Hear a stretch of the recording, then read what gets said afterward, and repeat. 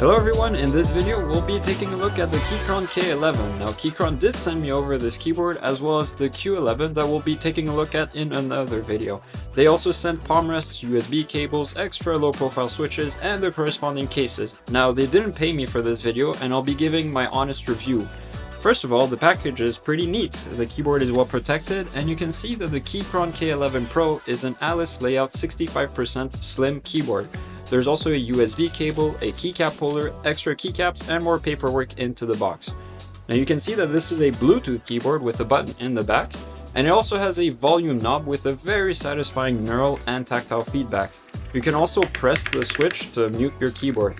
But unfortunately, out of the box, you don't wake up the keyboard by moving the volume knob. You actually have to press another key, not the right arrow, and then you can change your volume. Now maybe in QMK and VIA you can change this, but I just plug it in so that that's not an issue for me.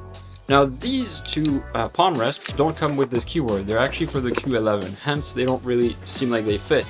Out of the box you could just use the keyboard as is and it feels great, but I personally am starting to have a bit of a wrist discomfort, so I tried to be as neutral as possible and found myself using these palm rests. The Alice layout really helps with ulnar deviation, and if you've never tried a keyboard in that layout, I would recommend it to you. Now, in terms of the keycaps, you can see that the top surface is slightly concave, which is nice, and when you flip it, you'll notice that it's double shot, leading to sharp and long-lasting legends. They also have a bit of a tilted curve, so when you have your keyboard on your desk, they feel flat.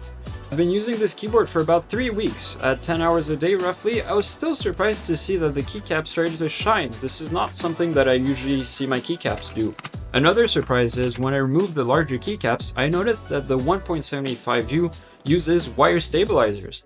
Now this arguably could be an upgrade because generally 1.75U keycaps don't use stabilizers.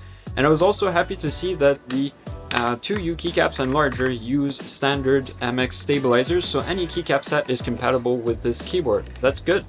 My keyboard came with gate-around brown tactile switches, and I just replaced the escape key with a blue switch, which is very clicky. Let's do a sound test.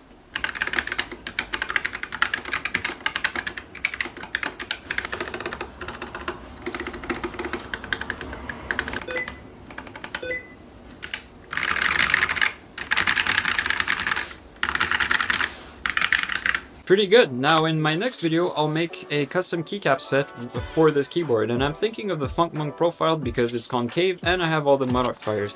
But if I get enough likes, I might go with a sculpted set like the Lame keycap profile or the Chicago, which I think would really suit it well. However, I would need to create the 3D models for all the modifier keycaps, while on the Funk Monk I already have all those files. So yeah, this is a pretty neat keyboard. I would recommend it to anyone looking for a slim Alice layout keyboard. Thanks for watching!